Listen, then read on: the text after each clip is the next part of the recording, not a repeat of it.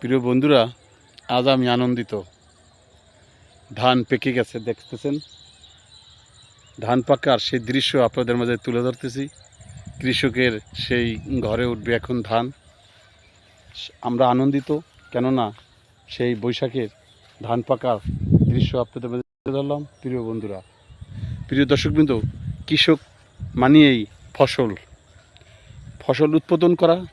তাই আমার সেই ধানের স্কিমে আমরা সেই দেখতে পাচ্ছেন ধান পেকে গেছে, এখন কাটা শুরু হবে। আমরা ধানের কাটার লোক পেয়েছি ইনশাল্লাহ, আল্লাহর রহমতে। আপনাদের কাছে সেটা জানালাম।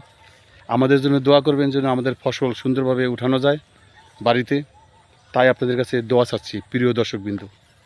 আর বন্ধুরা, আপনাদের মাঝে এটাই বলবো, কৃষকের সেই খুশির দিন যখন ফসলটি ঘরে নিয়ে উঠায় শেষ করতে পারে, তখনই তার মনটা একবারে প্রফুল্ল হয়ে যায়। ভালো থাকবেন, সুস্থ থাকবেন। আমাদের পক্ষ থেকে আপনার সবার জন্য দোয়া রইল, দেশবাসীর জন্য। আমাদেরও জন্য আপনারা দোয়া করবেন, আমরা যেন সকলে ফসল উঠাতে পারি, সেই কামনা শেষ করতেছি। আল্লাহ হাফেজ, আসসালামু আলাইকুম।